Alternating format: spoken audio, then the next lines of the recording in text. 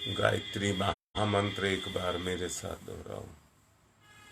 ओम भूर्भुवः स्वः तस्सवितुर्वरेण्यं भर्गो देवस्य धीमहि धियो यो नः प्रचोदयात्।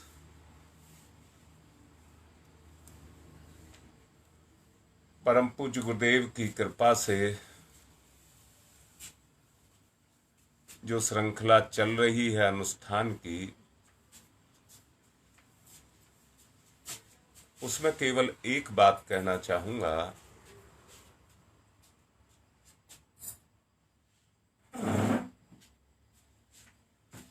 कल मैंने आपको बड़ा व्यवहारिक जो तरीका है अपने आप को जगाने का, वो बताने का प्रयास किया। परम पूज्य गुरुदेव का जो संकल्प है वो एक ही है, मानव में देवत्व का उदय और धरती पर स्वर्ग का अवतरण।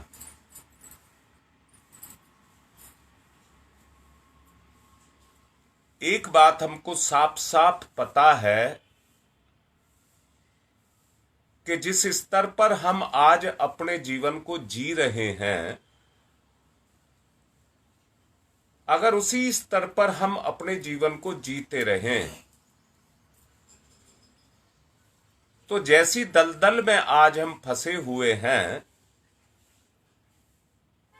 इसी दलदल में हम फंसे रह जाएंगे। ऐसे ही जिंदगी कट जाएगी। कमाना, खाना, जोड़ना, बस इसी में जिंदगी चली जाएगी। जीवन का जो मूलभूत उद्देश्य है वो पूर्ण नहीं होगा। अगर हम जीवन के मूलभूत उद्देश्य की पूर्ति करना चाहते हैं तो मैं पूछ रहा हूं, कितना मुश्किल है हम सब के लिए। आज आप जिस अवस्था पर हैं उस अवस्था में ये निर्माण का कार्य कितना मुश्किल है। बस एक छोटी सी जरूरत है। छोटी सी जरूरत किसकी है? छोटी सी जरूरत इस बात की है कि ये जो अवरोध हैं, अवरोध जो हमारा रास्ता रोके खड़े हुए हैं, इनको हटाने की जरूरत है। बात को यहीं रोक रहा हूं, अगर मेरी बात अच्छी लगे तो समझना। जिन शरीर को दो पैर से चला जा सकता है, दो पैर के सहारे। गाड़ी भी दो पहिए के सहारे लुढ़कती है। एक पहिए की गाड़ी नहीं देखी होगी, दो से ज्यादा पहिए की कितनी बड़ी गाड़ी बना लीजिए। 3 पहिए की भी हैं, 4 पहिए की भी हैं, 6 पहिए की भी हैं। उससे आगे जितनी मर्जी पहिए बढ़ाते चले जाइए, आवश्यकता के अनुसार पहिए लगते चले जाते हैं, पर एक पहिए की गाड़ी कोई नहीं होती। सामान्यतया व्यक्ति जो अपना जीवन जीता है वो प्रगति के लिए जीता है, प्रगति के लिए। और प्रगति के लिए 2 चीज का इस्तेमाल करता है, एक मन का और एक श्रम का। एक मन का और एक श्रम का। ये भौतिक संसार की बात मैं आपसे कह रहा हूं। ठीक इसी प्रकार एक आत्मिक संसार भी है। आत्मिक संसार में योग का और तप का, योग का और तप का। अब 2 बात क्लियर हुई। एक भौतिक संसार हुआ, एक आत्मिक संसार हुआ। व्यक्ति भौतिक संसार अंदर से देखना और ईमानदारी से देखना। भौतिक क्षेत्र में तो आज के बड़े बड़े, आज के कह रहा हूं, जिनको संत महात्मा कह रहे हैं, जिन्होंने घर बार सब अपना छोड़ दिया, कपड़े दूसरे पहन लिए, तिलक छापे लगा लिए, पर ईमानदारी से देखो, ईमानदारी से देखो, क्या उनकी कामनाएं मिट गईं? मैं नहीं मना कर रहा वो प्रगति नहीं करना चाहते, पर वो प्रगति जो कर रहे हैं वो आत्मिक क्षेत्र नहीं, भौतिक क्षेत्र की प्रगति कर रहे हैं। इतने शिष्य हमारे हो गए, मैं किसी संपत्ति की बात नहीं कह रहा हूं, इस बात का तो उन्हें भी पता है कि जीते जी, जिस मैं कहूं आश्रम मठ जो कुछ भी कहो, वो भी जानते हैं कि जिस आश्रम को मैंने बनाया, मठ को मैंने बनाया, या मैंने जो कुछ भी बनाया बस ये मेरे शरीर तक है, उसके बाद मेरा है नहीं, ये वो भी जानते हैं। पर मैं एक बात पूछ रहा हूं, दूसरा पक्ष एक आत्मिक पक्ष भी है। पहले भौतिक पक्ष के बारे में ही बोलूंगा। मेरे इतने शिष्य हो गए, पर मैं पहले एक बात पूछ रहा हूं, मैं भी शिष्य हो गया क्या?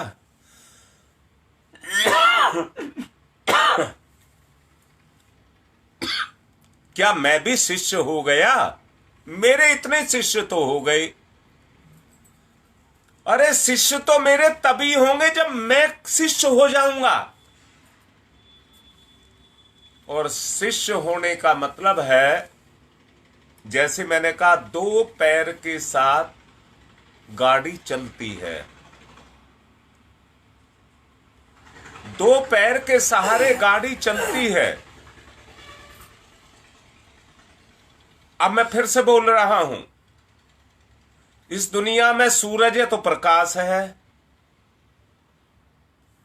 पर इस दुनिया में आत्मा है तो प्रकाश है। ठीक बात लग रही है? इस दुनिया में सूरज है तो दुनिया में प्रकाश है, और उस दुनिया में आत्मा का ज्ञान है, आत्म ज्ञान है, तो सूर्य, अंदर सूर्य है। अब जरा एक बात तो बताना, ऐसे व्यक्ति तो आपने देखे होंगे जिनके पास ज्ञान तो है पर उनका व्यवहार वैसा नहीं है। अर्थात मोटे शब्दों में कहूं, उनकी करनी और कथनी में अंतर है। अर्थात उनके पास ज्ञान तो है पर उस स्तर का उनके पास कर्म नहीं है। तो आप जानते हैं, एक खड्डे में भरा हुआ पानी सड़ जाता है, एक खड्डे में भरा हुआ पानी सड़ जाता है, बहता हुआ पानी ही पवित्र रहता है। सूरज के संपर्क से जो किरणें पड़ती हैं, पानी के ऊपर जो किरणें पड़ती हैं, वो उसकी अशुद्धता को शुद्धता में अपने प्रभाव के द्वारा बदलती हुई चली जाती हैं। अब जरा बात को ध्यान से सुनना। मैंने दो पैर की यात्रा बताई थी और मैंने ही अभी कहा है कि दुनिया में भी प्रकाश है और मेरे अंदर भी प्रकाश है। अब दो पैरों को मिलाकर के चलाया जाता है, यानी कि मिलाना, तालमेल, उनका योग बनाना पड़ता है, योग बनाना पड़ता है, तब उनका तालमेल बनता है। अब जरा बताओ, अगर दुनिया में प्रकाश होता और मेरे अंदर प्रकाश नहीं होता, मैं रोक करके एक बात कहूंगा, मेरे अंदर जो प्रकाश है उसको ज्ञान कहते हैं, ज्ञान कहते हैं।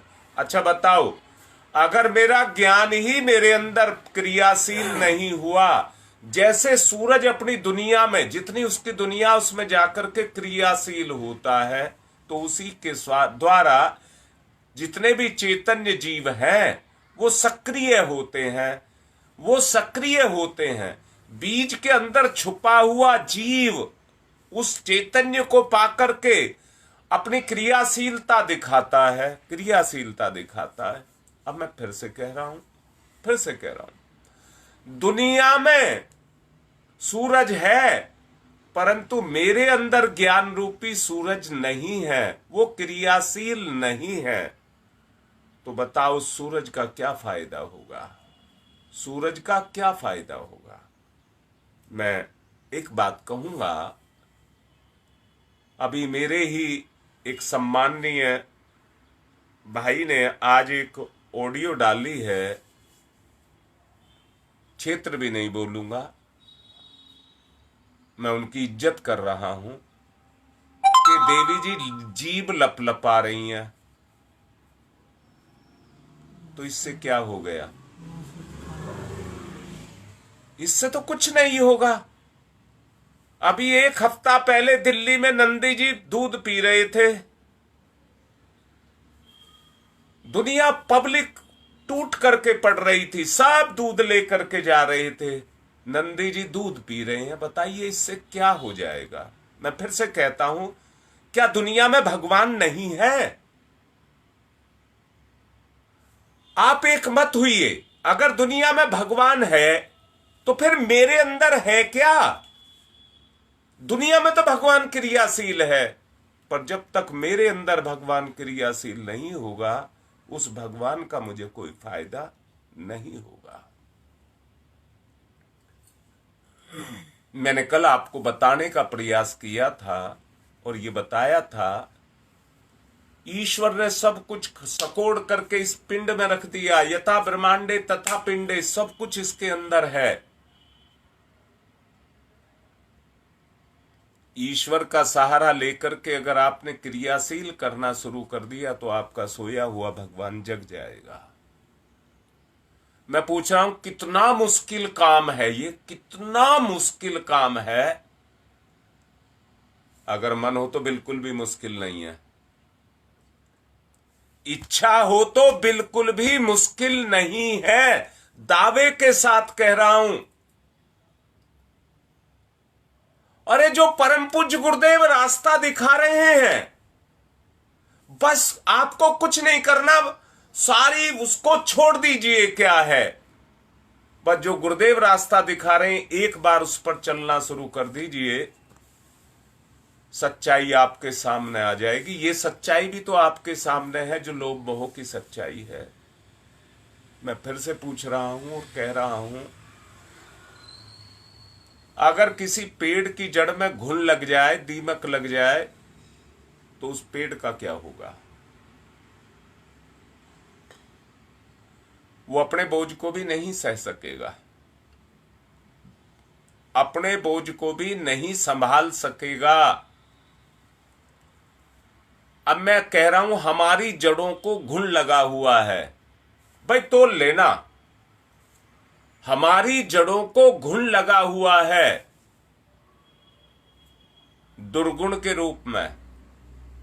लोभ मोह काम क्रोध कलह जो कुछ भी हैं, ये सब हमारी जीवनी शक्ति को ही तो प्रभावित करते हैं। तो हमारी जड़ों को घुन लगा हुआ है, घुन लगा हुआ है।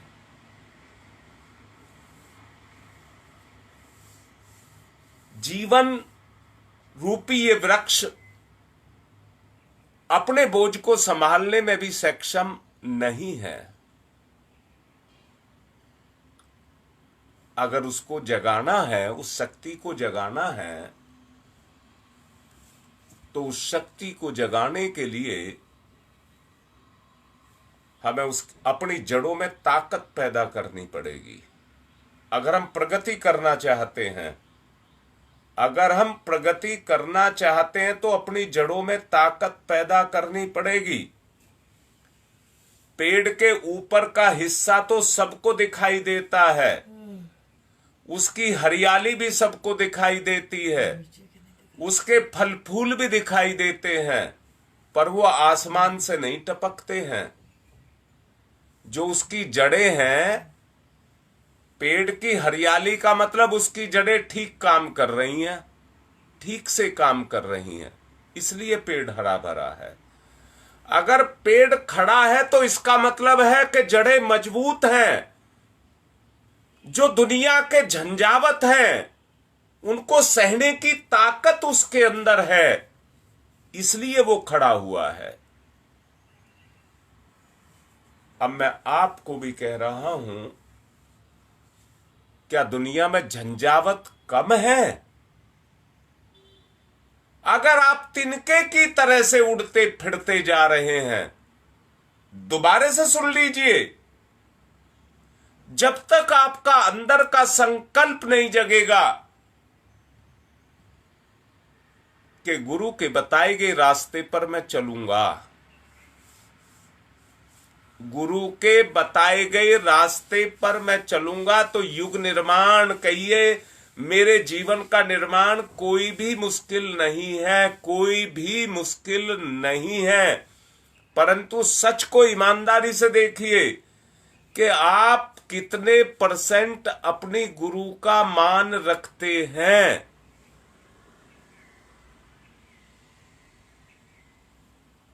चलाते तो अल्टीमेटली हम अपनी है। मैं फिर से कह रहा हूं, अगर हम सबके सब जितनी आपको सरलतम साधनाएं बताई गई हैं, अगर हम उनको करना शुरू कर दें तो कौन रोक लेगा। इस अनुष्ठान में ही कितना बड़ा परिवर्तन, यानी कि कहिए पाप के पहाड़ जल जाएंगे, पाप के पहाड़ जल जाएंगे, जिनके नीचे हम दबे हुए बैठे हुए हैं वो जल जाएंगे। मैंने जीवन के 2 क्षेत्र कहे हैं, एक संसार वाला क्षेत्र और दूसरा आत्मा वाला क्षेत्र। 2 क्षेत्र कहे हैं। क्रियाएं तो आप कर सकते हैं, क्रियाएं तो आप कर सकते हैं। मैंने ध्यान की क्रिया को आपसे कहा था, बैठ करके और लेट करके भी कहा था। दूसरा, मैंने दोनों को मिला करके, दोनों क्रियाओं को मिला करके उसका सक्रिय पक्ष बोला है कल आपको। अंदर से तोल करके देखना। अगर कर्म में आपकी रुचि पैदा हो गई, कर्म में रुचि पैदा हो गई, लगन पैदा हो गई, रुचि अंदर लगन बाहर, रुचि अंदर और लगन बाहर, तो मैं फिर से कह रहा हूं, अंदर की रुचि आपके अंदर उत्साह पैदा करेगी। आप दौड़ना शुरू करेंगे, उमंग पैदा होगी। आपने सहयोग बटोरा, शक्ति पैदा होगी। आपने सहयोग बटोरा, शक्ति पैदा होगी। कर्म में सफलता मिलेगी। बाह्य जब कर्म में, मैं फिर से कह रहा हूं, उसको मत समझ लेना, जब तक कर्म में हमारी क्रियाशीलता नहीं होगी, रुचि है पर क्रियाशीलता नहीं है तो परिणाम नहीं आएगा। रुचि और क्रियाशीलता दोनों एक साथ आवश्यक हैं। अगर दोनों एक साथ आकर के मिलकर के चलेंगी और उसी रुचि को, उसी लगन को आपने अपनों में भी जगा दिया, तो सहयोग की बात, आपस में आदमी आदमी को समझने लग जाएगा, आदमी अपने रिश्ते को समझने लग जाएगा और अपने रिश्ते का सम्मान करने लग जाएगा। रिश्ते का सम्मान ही सहयोग बटोर करके लेकर के आएगा। मैं फिर दोबारा से कह रहा हूं, ये तो मैंने अभी संसार की बात कही। आत्मिक क्षेत्र में जितनी श्रद्धा आपकी अपने इष्ट के प्रति बढ़ती चली जाएगी, आपका इष्ट आपकी चेतना पर उतना ही क्रियाशील होता हुआ चला जाएगा। आपका इष्ट अगर आपके जीवन में क्रियाशील हो गया, दोनों पैर, कौन से पैर, एक मेरे गुरु का पैर है और एक मेरा पैर, एक मेरे गुरु का पैर और एक मेरा पैर। मेरा पैर तो बाह्य और गुरु का पैर आंतरिक। नीति, मर्यादा, अनुशासन, निर्देश गुरु का और कर्म मेरा, कर्म मेरा।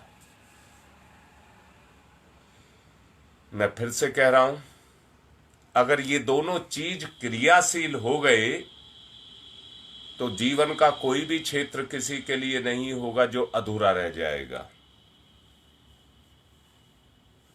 ऐसा कोई भी क्षेत्र नहीं है जिसमें आप अधूरे रह जाएंगे। जीवन के हर क्षेत्र में आप सक्रिय हो जाएंगे। दोबारा से बोल रहा हूं, आत्मिक जीवन में मैंने कहा था तप और योग, भौतिक जीवन में मैंने कहा था मन और श्रम। अगर ये दोनों चलने लग गए और दोनों का मिलान हो गया, मन और श्रम एक, तप और योग दो, अगर दो पैरों के सहारे आप चलने लग गए तो संसार की भी गति होगी और आत्मा की भी गति होगी।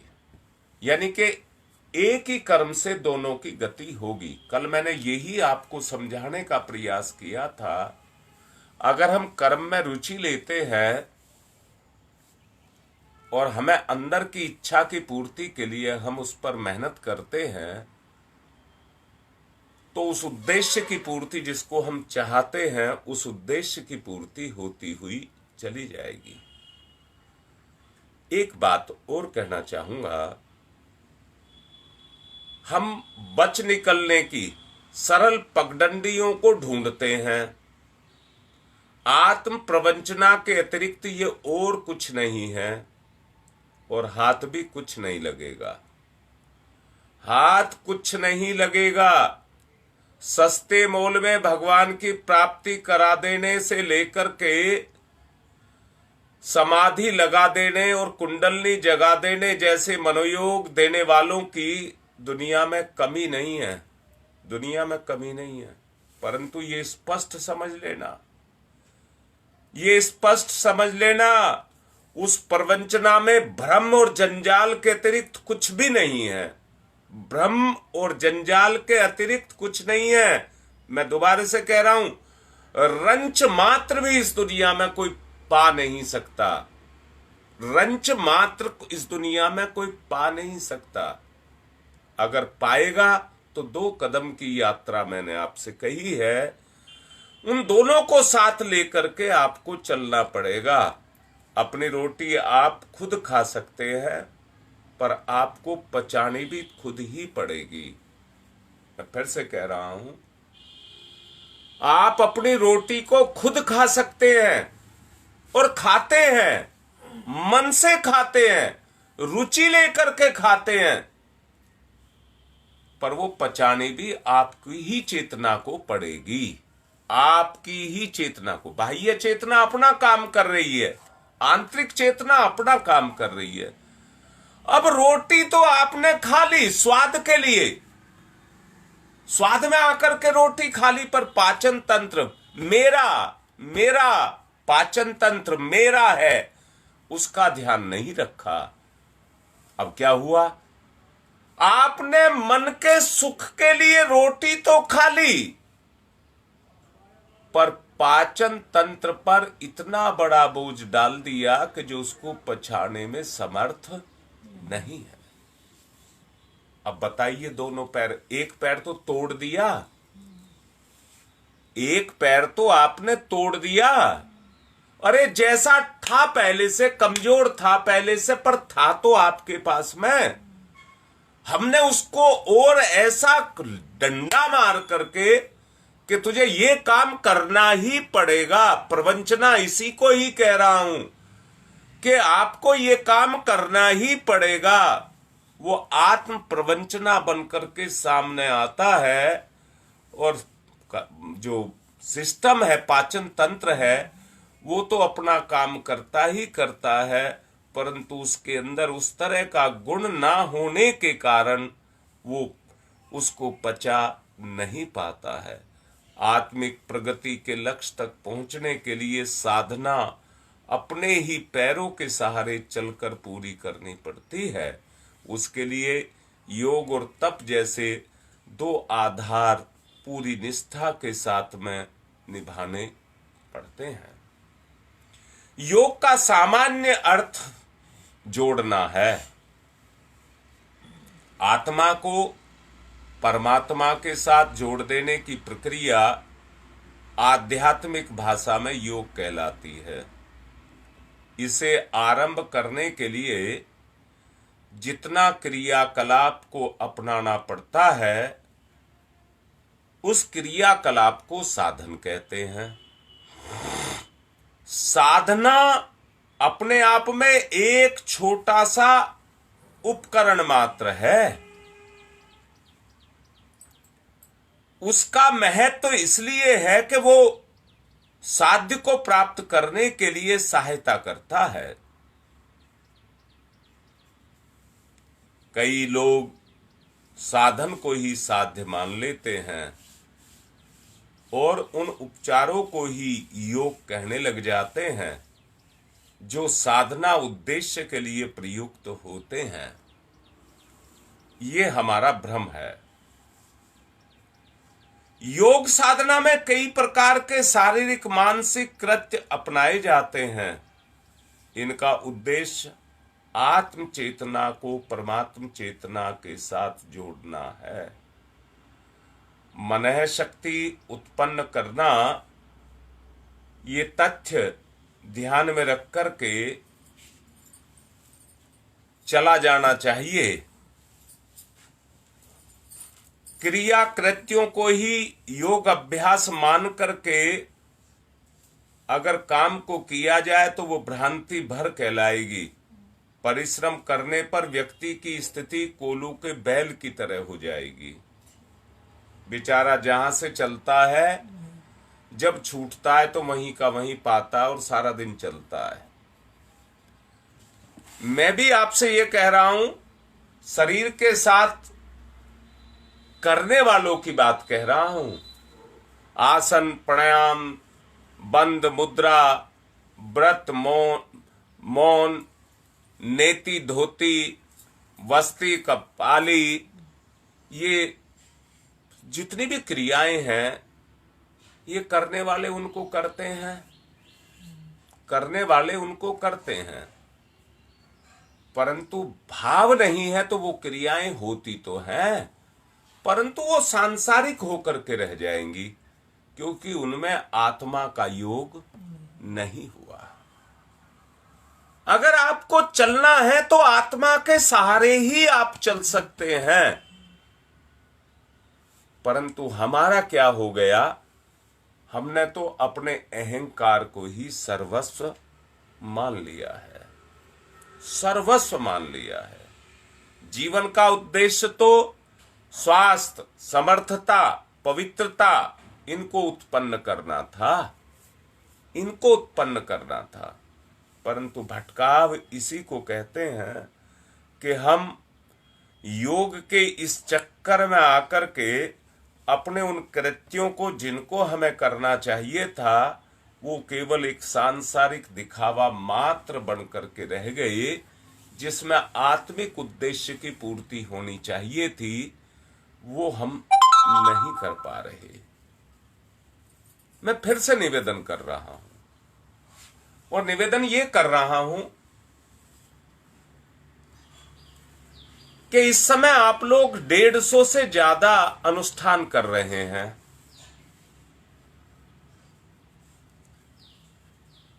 सचमुच अगर इनके अंदर वो लगन और क्रियाशीलता आ जाए जो प्रवचनों में बताई जा रही है, तो इनके जीवन का परिवर्तन होने लग जाएगा। और 40 दिन पूरे होते होते कितनी ऊंचाई तक आप उठ जाएंगे, ये बात ध्यान दे लेना। परंतु आदमी जल्दी से ये लाइव पूरा हो, जल्दी से लाइव पूरा हो, हमारा ये काम बिगड़ रहा है, ये काम बिगड़ रहा है, समय आपको फंसा रहा है। क्योंकि इस काम में करने पर, मैं फिर से कहता हूं, आदमी जितनी भी प्रगति करता है, उस प्रगति के लिए उसको जो श्रम करना पड़ता है, श्रम के द्वारा जो उपार्जन होता है, वही उसकी भौतिक संसार की प्रगति कहलाती है। परंतु आध्यात्मिक क्षेत्र के हम विद्यार्थी हैं। आध्यात्म क्षेत्र इतने पर ही नहीं टिका है, इनके ऊपर योग योग योग का जुड़ाव हमको करना होगा, योग का जुड़ाव हमको करना होगा। जब दोनों मिलकर के जुड़ जाएंगे तो वो काम शुरू हो जाएगा जो होना चाहिए। मैं फिर से पूछ रहा हूं, दुनिया में सूरज काम कर रहा है और मेरे अंदर मेरा परमात्मा काम कर रहा है, अगर दोनों मिल जाए तो दोनों में आदान प्रदान की प्रक्रिया शुरू हो जाए, दोनों एक दूसरे के लिए हो जाएं, समर्पित हो जाएं और दोनों एक दूसरे के लिए काम करें। और काम करने से मतलब क्या है, जो परमात्मा चाहता है हम उसे संसार में करें, और जो मुझे मिला है, जो भी मेरे पास है, वो सब ईश्वर का दिया हुआ है और मैं उसको ईश्वर को ही समर्पित होकर के अपने केवल कर्म को करूं। इसी को कराने के लिए जप, ध्यान, एकाग्रता और तन्मयता, स्वाध्याय, सत्संग, इन सब गुणों की व्यवस्था की गई है। क्यों की गई है, अभी आपको बताया कि इनको सहारा बना करके, गुण में ही भगवान है, इसलिए इनको सहारा, जप ध्यान आदि को सहारा बना करके मैं इन्हीं के सहारे अपने जीवन की गति को आगे बढ़ाऊं। तो ये उस समय पर आपका सहारा बन करके खड़े हो जाते हैं और आपका सहारा बन करके आपको सहयोग देते हुए चले जाते हैं। लक्ष्य विहीन साधना मनोरंजन भटकाव को ही फैलाती है और कुछ नहीं करती, उसका और दूसरा कोई लाभ नहीं है। शारीरिक और मानसिक कृत्यों को योगाभ्यास के आधार पर साधन मानना पर्याप्त है। जब कृत्यों की जादुई जो शक्ति है वो आपस में जुड़ करके चलने लग जाती है तो वो अपने परिणाम देने लग जाती है। आप भी अगर उन परिणामों को चाहते हैं तो जो इनके सिद्धांत हैं उन सिद्धांतों को आपको मानना पड़ेगा, सबको मानना पड़ेगा। जो ईश्वरीय सिद्धांत हैं उनको सबको मानना पड़ेगा, नहीं हो सकता उसके बगैर। जो हम चाहते हैं आध्यात्मिकता के रास्ते पर चलना, उसके बगैर नहीं हो ही नहीं सकता। इसलिए जब आपकी आंतरिक शक्ति इस बात के लिए पूर्णतया, मैं एक बात कहता हूं, मैं कल कार्यकर्ता मेरे से बात कर रहे थे कि मेरा मन नहीं जमता, मुझे उचाट रहता है और पता नहीं कैसा कैसा मन में चलता रहता है। मैंने उसको केवल एक ही बात समझाई और वो समझाई विश्वास की कमी। विश्वास की कमी। वो कहने लगे विश्वास की कमी कैसे? आदमी के जीवन में एक अस्थिरता आकर के बैठ गई है। उस अस्थिरता के कारण वो शंकाशील बन गया है, हर किसी पर शंका करता है और शंका करने के कारण उसका विश्वास जाता हुआ चला जा रहा है। सच को देखो, एक बाप को भी, एक मां को भी अपने ही पनाए हुए बच्चों के ऊपर शंकाएं हो जाती हैं। पता नहीं छुप करके क्या क्या करते हैं, छुप करके क्या क्या करते हैं। जो हम चाहते हैं उस प्रगति को ये करेंगे या नहीं करेंगे, वहां पर एक आशंका पैदा हो जाती है और ये आशंका है विश्वास की कमी। अगर विश्वास की कमी की पूर्णता हम करना चाहते हैं तो उसके लिए क्या करना होगा? सिर्फ एक ही काम करना होगा, एक ही काम। कैसे दूर होगा ये रोग? ये रोग जो दूर होगा, हमारा आपस में विश्वास जमता चला जाए। हमारा आपस में विश्वास जमता चला जाए। अगर विश्वास को हमको जमाना है तो हमें अपने रिश्ते का सम्मान करना होगा और उस सम्मान जो हम करेंगे उसकी पूर्ति हमें सत्य और धर्म से करनी होगी। मैंने कल सत्य और धर्म की बात आपसे कही थी। सत्य धर्म आपके अंदर सोया हुआ है।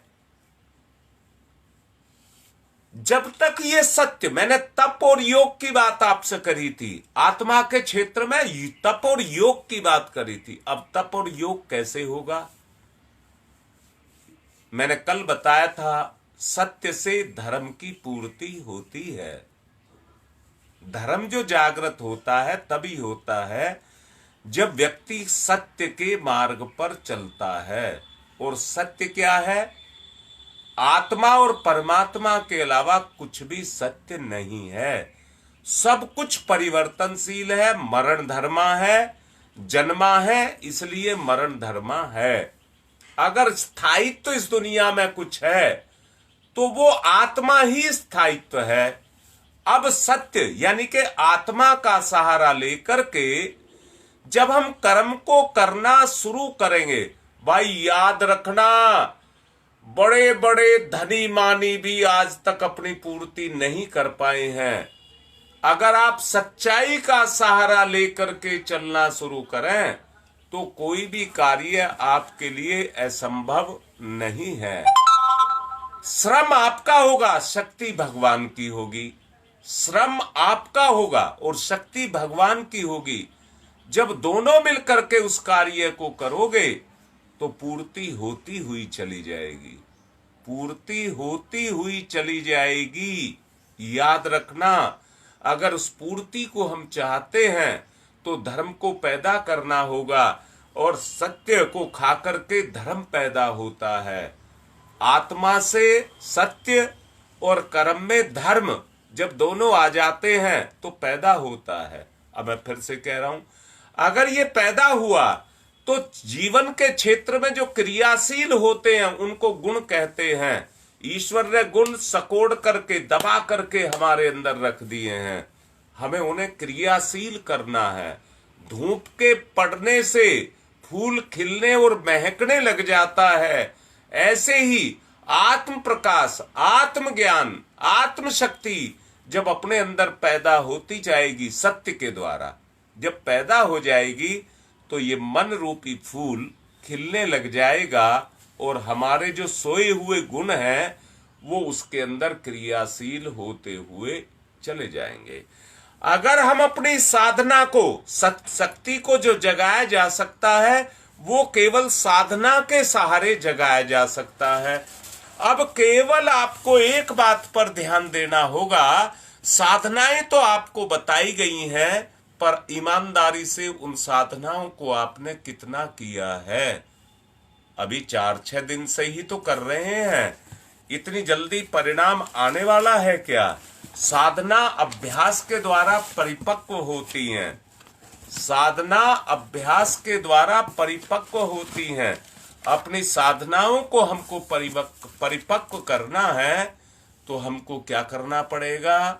हमको लगातार उनका अभ्यास करना पड़ेगा। लगातार अभ्यास करने से साधनाएं में मैच्योरिटी आती हुई चली जाती है। एक पक्ष तो संसार का है जिसको भौतिक पक्ष कहते हैं और एक पक्ष आत्मा का है। भौतिक क्षेत्र में तो सबकी रुचि है।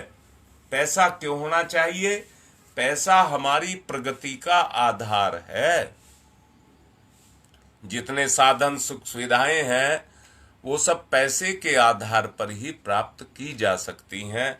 इसलिए पैसा हमारी जिंदगी का साधन बना हुआ है। साधन, साधन, साध्य।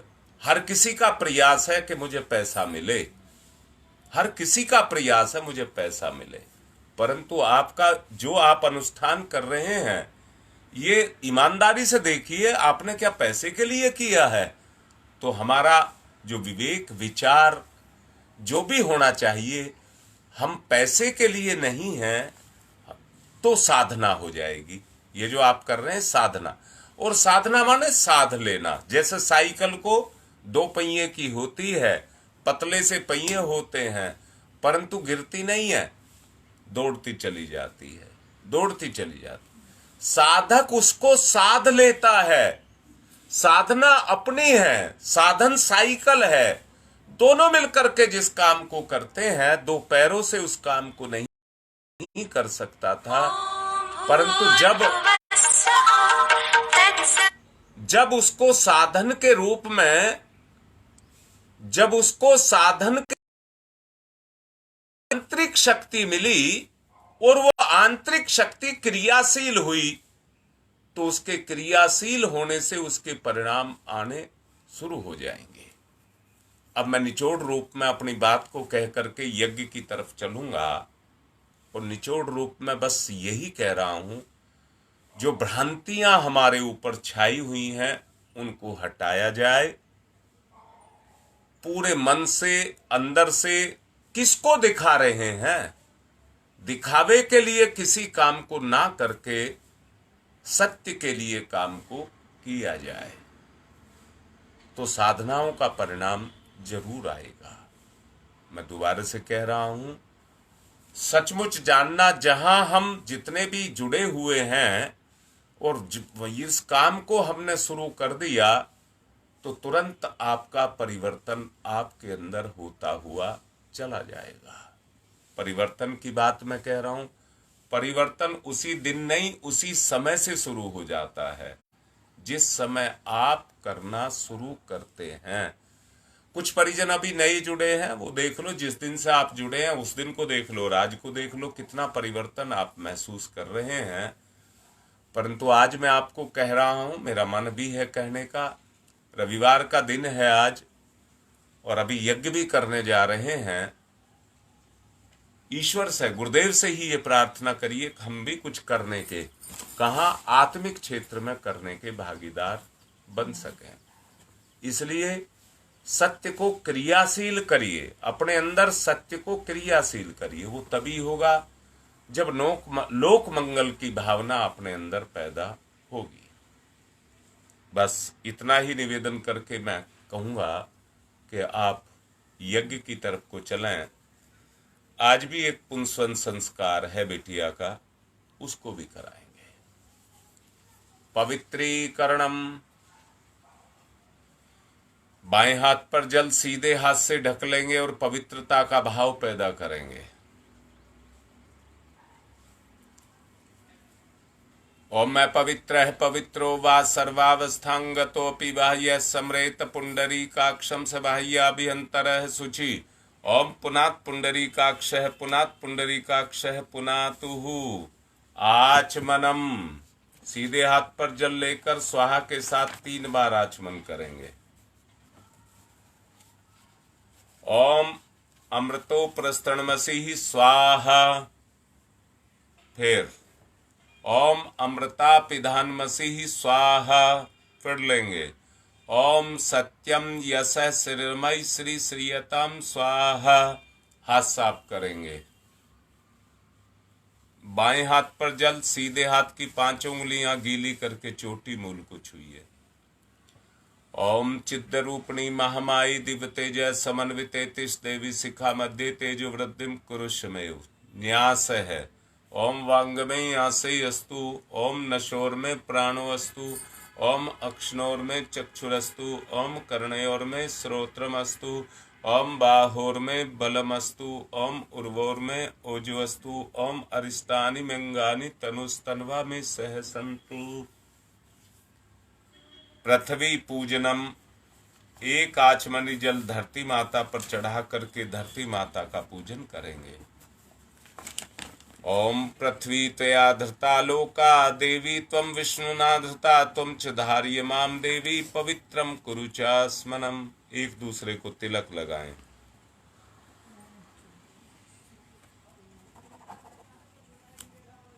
ओम चंदनस्य महत्यपूर्णम पवित्रम पापनाशनम आपदाम हरते नित्यम लक्ष्मी तिष्ठति सर्वदाम।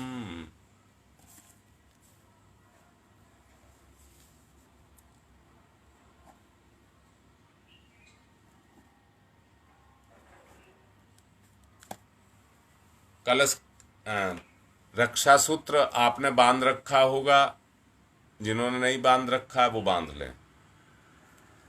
ओम व्रतेन दीक्षामाप्नोति दीक्षायाप्नोति दक्षिणाम दक्षिणाम श्रद्धयामाप्नोति श्रद्धया सत्यमाप्यते। कलश का पूजन करेंगे। ओम तत्त्वायामि ब्रह्मणा वन्दमानस्तदा शास्ते यजमानो हविर्भिः अहेडमानो वरुणैः बुद्धिर्षः वंशमानयायुः प्रमोसीः। ओम मनुरजुतिरजुसतामाजस्य बृहस्पतिर्यज्ञमिमं तनोत्वरिष्ठं यज्ञवंशमिमं दधातु विश्वे देवास इहमादयन्ताम्। ओम प्रतिष्ठः ओम वरुणाय नमः। आवाहयामि स्थाप्यामि ध्यायामि ततो नमस्कारं करोमि। अब दीपक का चेतना का पूजन। अग्निर्ज्योति ज्योतिरग्नि स्वाहा सूर्य ज्योति ज्योति सूर्य स्वाहा अग्निर्वर्चो ज्योतिर्वर्च स्वाहा ज्योतिर्वर्चो अग्निर्वर्च स्वाहा ज्योति ही सूर्य सूर्य ज्योति स्वाहा। अब गुरुदेव माता जी को तिलक करिए। गुरुर्ब्रह्मा गुरुर्विष्णु गुरुरेवो महेश्वर गुरुरेव साक्षात् परम तस्मै श्री गुरुवे नमः। अखंड मंडलाकारं व्याप्तं येन चराचरं तत्पदं दर्शितं येन तस्मै श्री गुरुवे नमः। मातृवत्र लालीयत्रे च पितृवत्र मार्गदर्शिका नमस्तु गुरु सत्ताय श्रद्धा प्रज्ञायुताश्चया। ओम श्री गुरुवे नमः। आवाहयामि स्थाप्यामि ध्यायामि ततो नमस्कारं करोमि। माँ गायत्री आयातु वरदे देवी त्र्यक्षरे ब्रह्मवादिनी गायत्री छंदसां माता ब्रह्मयोनिर्नमस्तुते। ओम श्री गायत्र्यै नमः। आवाहयामि स्थाप्यामि ध्यायामि ततो नमस्कारं करोमि।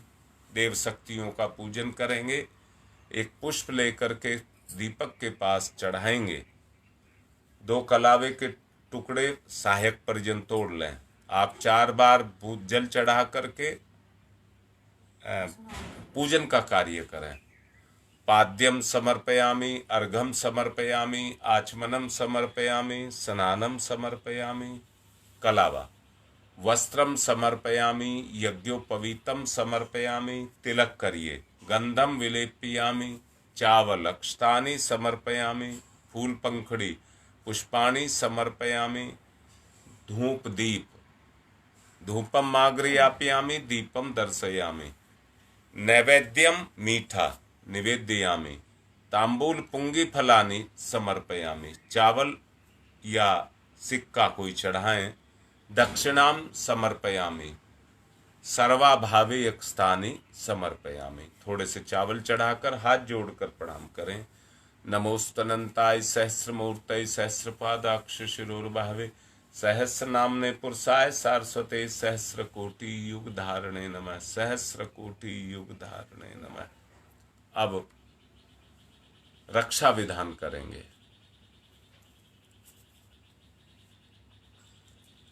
ओम पूर्वे रक्षतु वाराह आग्नेयाम गरुध्वज दक्षिणे पद्मनाभमस्तु नैरेत्र्याम मधुसूदन पश्चिमे चैव गोविंदो वायव्याम तु जनार्दन उत्तरे श्रीपति रक्षेद ईशान्यम ही महेश्वर।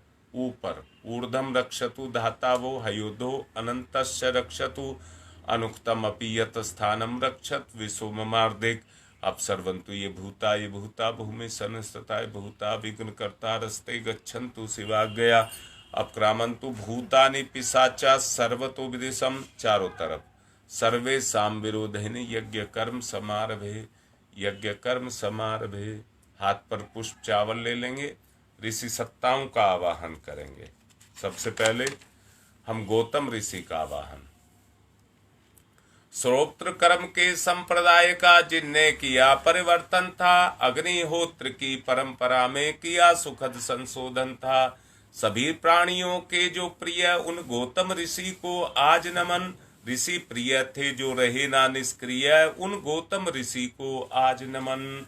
ओम गौतमाय सर्वभूतानां ऋषीणां च सदा प्रियम श्रोतानां कर्माणां चैव संप्रदाय प्रवर्तक। ओम गौतमाय नमः। आवाहयामि स्थाप्यामि ध्यायामि ततो नमस्कारं करोमि।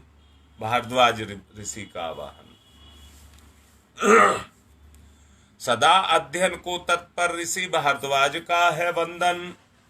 अतल ज्ञान के थे सागर ऋषि भारद्वाज का है वंदन। हे ऋषिवर, ये भाव भरा आमंत्रण है, स्वीकार करें। हम सबका आतिथ्य यज्ञ में आकर अंगीकार करें। ओम भारद्वाज नमस्तुते सदा अध्ययन तत्पर आवाहयामि यज्ञे अस्मिन् पूज्यं प्रतिगृह्यताम है। ओम भारद्वाजाय नमः आवाहयामि स्थापयामि ध्यायामि। अब विश्वामित्र ऋषि का आवाहन। तेजस्वी प्रज्वलित अग्नि से तप की जो प्रतिमूर्ति बने, गायत्री की प्रतिष्ठापना करके जग की पूर्ति बने, उन ऋषि विश्वामित्र को करते हम सब नमन। यहाँ कृपा करें ब्रह्म ऋषि, आपका हो सुख कर आगमन यहाँ। ओम विश्वामित्राय नमस्तुभ्यं ज्वलदाग्नि संप्रभम अध्यक्षीकृत गायत्री तपो रूपेण संस्थिता। ओम विश्वामित्राय नमः आवाहयामि स्थापयामि ध्यायामि ततो नमस्कारम करोमि। अब कश्यप ऋषि का आवाहन। हे कश्यप ऋषि, सदा आपको जगती ने सम्मान दिया और आपने प्राणी मात्र को विपुल दया का दान दिया। है प्रार्थना हमारी, हम पर भी कुछ कृपा करें ऋषिवर। हम सबकी पूजा अर्चा स्वीकार स्वयं यहाँ आकर करें। ओम कश्यप सर्वलोकाढ्य सर्वभूत दयाकार है, असि त्वाम प्रथ्यामि सह पूज्यं प्रतिगृह्यताम है। ओम कश्यपाय नमः आवाहयामि स्थापयामि ध्यायामि ततो नमस्कारम करोमि। अब जमदग्नि ऋषि का आवाहन। हे ऋषिवर, जमदग्नि जिन्हें समान हर सुख दुखदा और कठोर तप के सुतेज से जो जलायमान मुख था, तपोमूर्ति उस ऋषि को होता आज यहाँ आवाहन है। महायज्ञ में उन्हीं का वंदन अभिनंदन है। ओम जमदग्ने महातेजा तपसा जलती हतम आवाहयामि यज्ञे अस्मिन् पूज्यं प्रतिगृह्यताम। ओम जमदग्ने नमः जगनिम्नि आवाहयामि स्थापयामि ध्यायामि।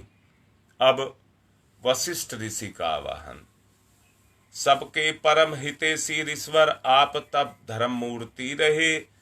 कार्य कुशल इतने के कर्म के हर युग के अनुरूप रहे। जनहित की जन की करुणा से सदा जरा जिनका भरा जिनका मन है, उन ऋषि मुनि श्रेष्ठ वशिष्ठ भगवान का होता यहाँ आवाहन है। ओम नमस्तुभ्यम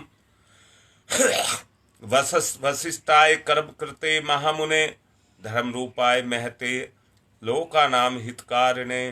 ओम वशिष्ठाय नमः आवाहयामि स्थापयामि ध्यायामि ततो नमस्कारम करोमि।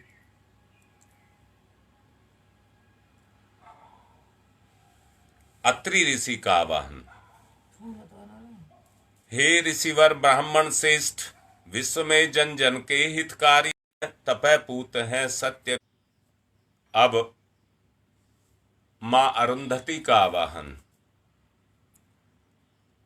सुख सौभाग्य प्रदायत्री माता बालक शीश झुकाते हैं। हम इस पुनीत बेला में ही ऋषि माता तुम्हें बुलाते हैं।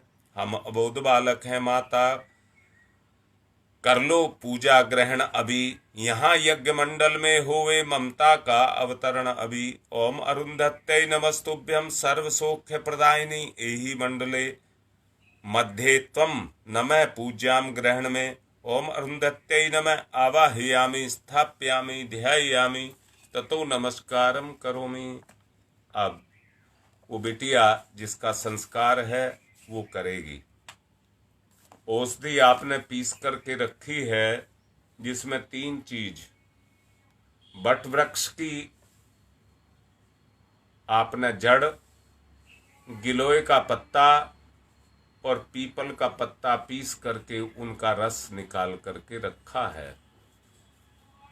बट वृक्ष विशालता का, दृढ़ता का, धीरे धीरे बढ़ने का, धैर्य का प्रतीक है।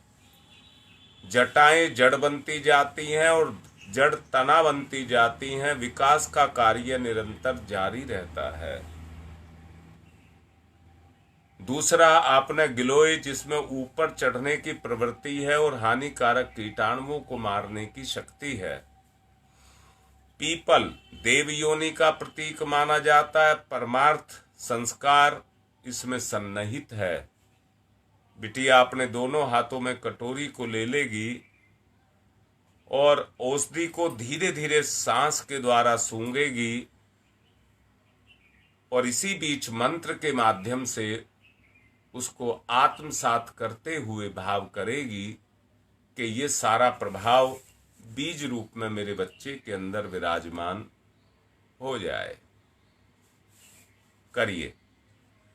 ओम अदभ्य संवर्तय पृथ्वी रसाश्च विश्वकर्मण संवाता अग्रे तस्य त्वास्ता विदुत्तमेति तन्मर्तस्य देवचा जानामग्रे।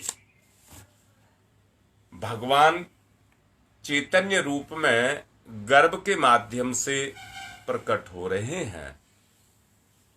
इसलिए ये कार्य किसी व्यक्ति का कार्य नहीं है, वरन देव कार्य है। देव कार्य होने के कारण ये पूजनीय है। बिटिया अपने हाथ पर पुष्प अक्षत ले ले और सभी मिलकर के भावना करेंगे कि देवताओं का अनुग्रह गर्भस्थ शिशु के साथ रहे। गर्भिणी उसको स्वीकार करके गर्भ को वो लाभ पहुंचाने में सहयोग करे। मंत्र बोल रहा हूं, पुष्प अक्षत लेकर के नाभि से लगा लें। ओम सुपर्णो असि गुर्तमान शिरो गायत्रम चक्षुर्वितंतरे पुक्षो आत्मा सोम यज्ञानि यजुषुषि नाम शांते तन्वा दिव्यम यज्ञम यज्ञया पुष्णियम धिष्णया सफा सुपर्णो असि गुर्तमान दिव्य गच्छ स्वपत है। अब आश्वासन। बिटिया एक साथ दो काम कर रही है। अपने शरीर का और अपने बच्चे के शरीर का पोषण कर रही है। दूसरा, गर्भ का भी जिम्मेदारी उसने अपने ऊपर लेकर के रखी है। बिटिया अपना हाथ अपनी नाभि पर रख ले और पति उसका सहयोग करे और पति कंधे पर हाथ रख ले और सारा परिवार जितना भी अभी फोन पर एकजुट है सब इस बच्ची को सहयोग का आशीर्वाद दें। ओम यत्ते सुसी में हृदय हितमंत प्रजापतो मन्ये मां अहम द्विमासम पुत्र मघानम। अब अग्नि स्थापना करेंगे।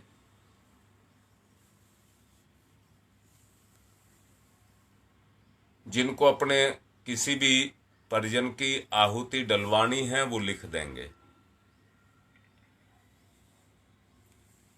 ओम भूर्भुवः स्वः द्यौरिव भूम्नाः पृथिवीवरीम्नाः तस्यास्ते पृथिवी देव यजने पृष्ठे अग्निं मनाद मन्नाधाय दधे अग्निम दूतम पुरो दधे हव्यवाहमुपपूर्वे देवामासादयादिह। ओम अग्नये नमः। अग्निम आवाहयामि स्थापयामि ध्यायामि ततु नमस्कारम करोमि। समिधा ले लीजिए।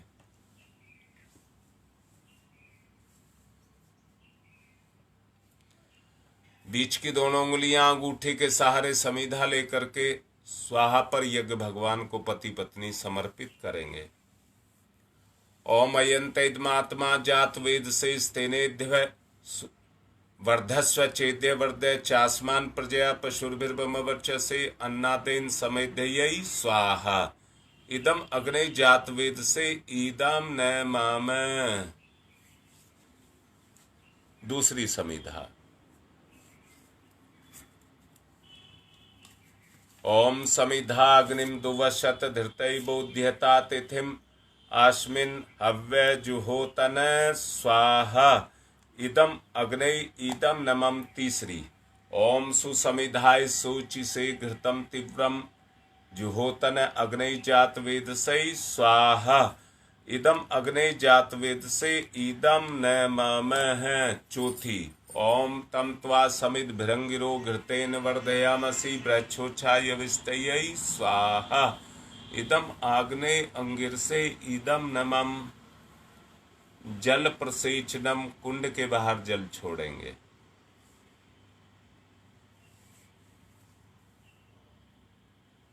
ओम अदिते अन्मन्यस्व इति पूर्वे, ओम अनुमते अन्मन्यस्व इति पश्चिमे, ओम सरस्वताय अन्मन्यस्व इति उत्तरे। दक्षिण से चारों तरफ। ओम देव सवितः परसुव परसुव यज्ञपतिम भगाय दिव्यो गंधर्व के तपुः केतम न पुनातु वाचस्पति ही वाचम न सदतु। घी की 7 आहुतियां दीजिए। ओम प्रजापतये स्वाहा इदम प्रजापतये इदम नमः। ओम इंद्राय स्वाहा इदम इंद्राय इदम नमः। ओम अग्नये स्वाहा इदम अग्नये इदम नमः। ओम सोमाय स्वाहा इदम सोमाय इदम नमः। ओम भूः स्वाहा इदम अग्नये इदम नमः। ओम भुवः स्वाहा इदम वायवे इदम नमः। ओम स्वः स्वाहा इदम सूर्याय इदम नमः।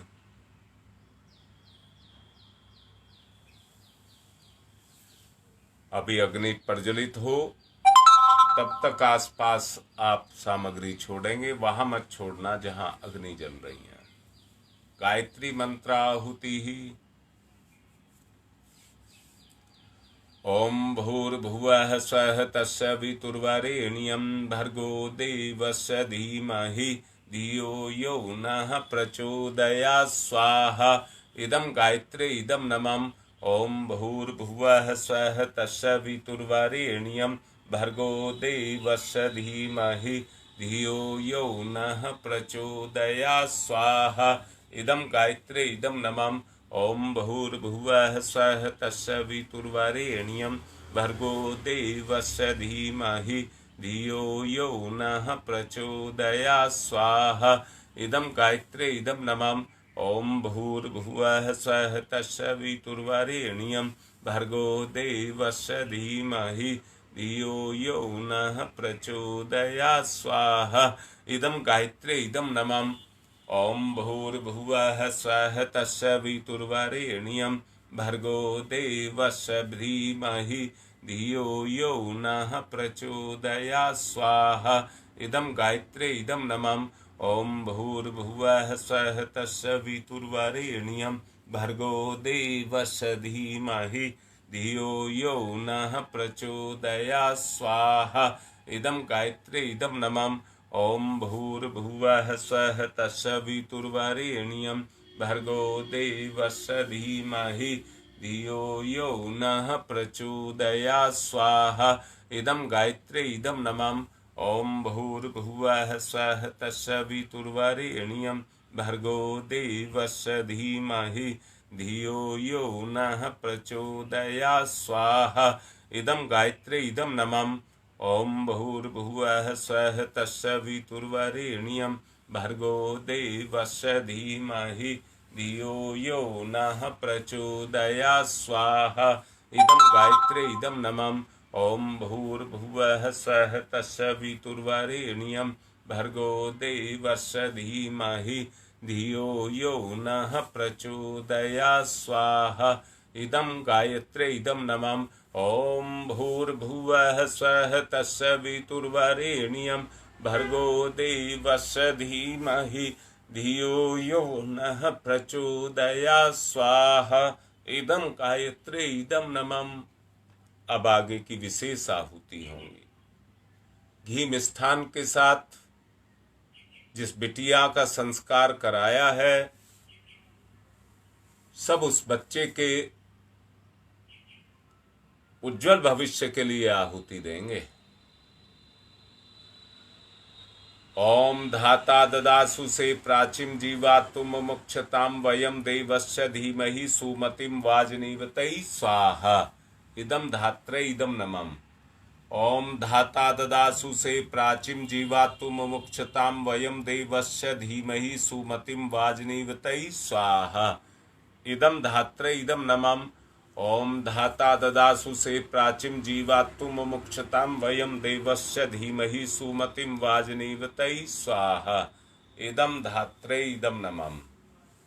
अब विशेष आहुतियां स्वास्थ्य, मन का हो चाहे तन का हो, उनके लिए सबका संतुलन बने। ममता जो गंगा विहार से हैं वो लिख रही हैं, रश्मि के पिताजी की तबीयत ठीक नहीं है, उनके अच्छे स्वास्थ्य के लिए, रणवीर सिंह के अच्छे स्वास्थ्य के लिए, बनारस से जया का लड़का सूर्यांश उसके अच्छे स्वास्थ्य के लिए, इलाहाबाद से मिथिलेश पांडे उनके संतुलन के लिए, रणवीर सिंह के लिए हो गया। अब आगे की आहुति देंगे। ओम त्र्यंबकम यजामहे सुगंधिम पुष्टिवर्धनम उर्वारुकमिव बंधनान् मृत्योर्मुक्षीयमामृता स्वाहा इदं महामृत्युंजय इदं नमः। ओम त्र्यंबकम यजामहे सुगंधिम पुष्टिवर्धनम उर्वारुकमिव बंधनान् मृत्योर्मुक्षीयमामृता स्वाहा इदं महामृत्युंजय इदं नमः। ओम त्र्यंबकम यजामहे सुगंधिम पुष्टिवर्धनम उर्वारुकमिव बंधनान् मृत्योर्मुक्षीयमामृता स्वाहा इदं महामृत्युंजय इदं नमः। ओम पंचवक्राय विद्महे महादेवाय धीमहि तन्नो रुद्र प्रचोदयात् स्वाहा इदं रुद्रा इदं नमः।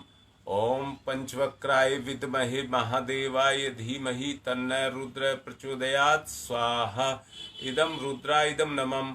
ओम पंचवक्राय विद्महे महादेवाय धीमहि तन्नो रुद्र प्रचोदयात् स्वाहा इदं रुद्रा इदं नमः। अंजू लिख रही है प्रिया का एग्जाम है, उस बच्ची के लिए भी। ओम भास्कराय विद्महे दिवाकराय धीमहि तन्नो सूर्य प्रचोदयात् स्वाहा इदं सूर्या इदं नमः। ओम भास्कराय विद्महे दिवाकराय धीमहि तन्नो सूर्य प्रचोदयात् स्वाहा इदं सूर्या इदं नमः। ओम भास्कराय विद्महे दिवाकराय धीमहि तन्नो सूर्य प्रचोदयात् स्वाहा इदं सूर्या इदं नमः। ओम प्रखर प्रज्ञाय विद्महे महाकालाय धीमहि तन्नो श्रीरामाय प्रचोदयात् स्वाहा इदं महाकालाय इदं नमः।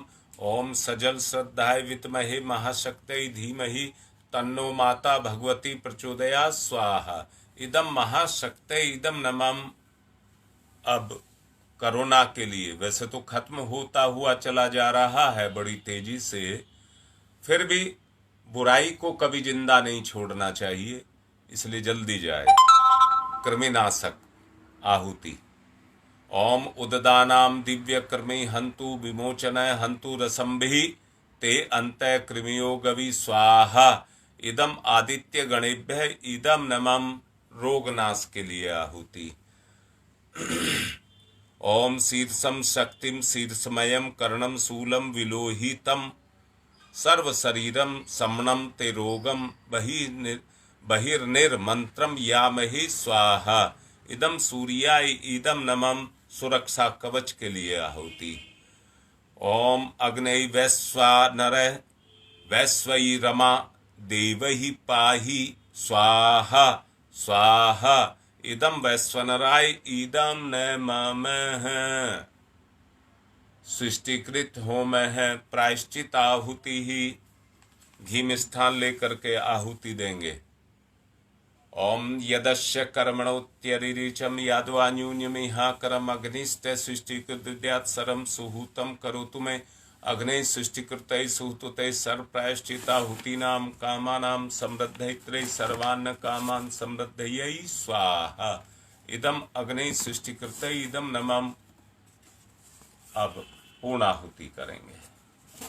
ओम पूर्णमिद पूर्णमिदम पूर्णात् पूर्णमुदच्यते पूर्णस्य पूर्णमादाय पूर्णमेवावशिष्यते। ओम पूर्णादर्वी परापत्सु पूर्णा पुनरापत वसने विकरणा वह ईस्मृजय ग्वं सत्कृतौ स्वाहा। ओम सर्वं वै पूर्णग्वं स्वाहा। ओम सर्वम वै पुनर्वं स्वाहा।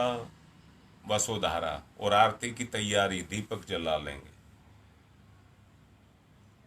ओम वसो पवित्रमसि सतधारम वसो पवित्रमसि सहस्रधारम देवस्ता सविता पुनातु वसो पवित्रेण सद्धारेण सुपुवा काम दुक्षयै स्वाहा। आरती।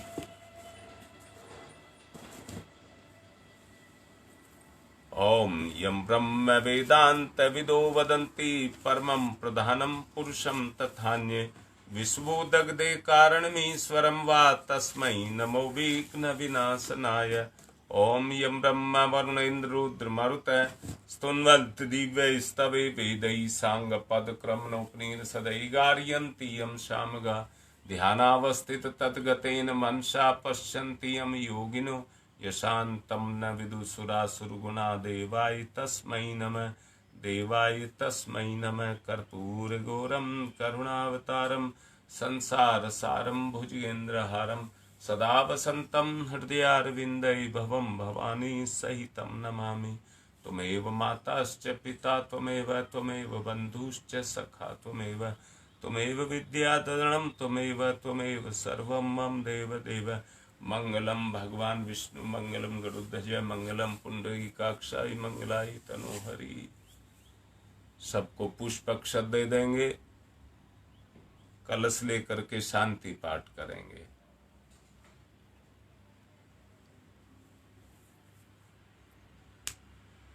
ओम ध्यौ शांतिरंतरिक्षं शांति पृथ्वी शांतिरापः शांतिरोषधयः शांति वनस्पतयः शांतिर्विश्वे देवा शांति ब्रह्म शांति सर्वगुण शांति शांतिरेव शांति सामा शांतिरेधि। ओम शांति शांति शांति सर्वारिष्टा शांतिर्भवतु। सूर्य अर्घ दान कर देंगे। ओम सूर्यदेव सहस्रांशो तेजोराशे जगतपते अनुकंप्य माम भक्ति गणार्गम दिवाकर। ओम सूर्याय नमः आदित्याय नमः भास्कराय नमः। पुष्पांजलि देंगे। बुराई का दान और अच्छाई की वृद्धि। ओम यज्ञेन यज्ञमय जंत देवा तानि धर्माणि प्रथमन्यासन्ते हनाकं महिमांश चत्र यत्र पूर्वे साधया सन्ति देवा।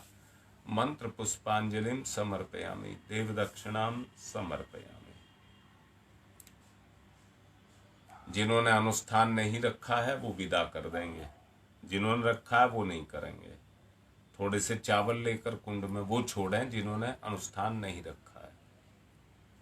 ओम यान्तु देवगणा सर्वे पूजा मादाय माम कीम इष्ट काम समेभ्यहर्तम पुनरागमनाय च। आज का संपन्न हुआ। यही एक बार फिर निवेदन करते हुए अपना अंदर का भाव जगाओ और जो कहा जा रहा है उसको करके देखो, परिणाम आएगा। ओम शांति ही शांति ही शांति।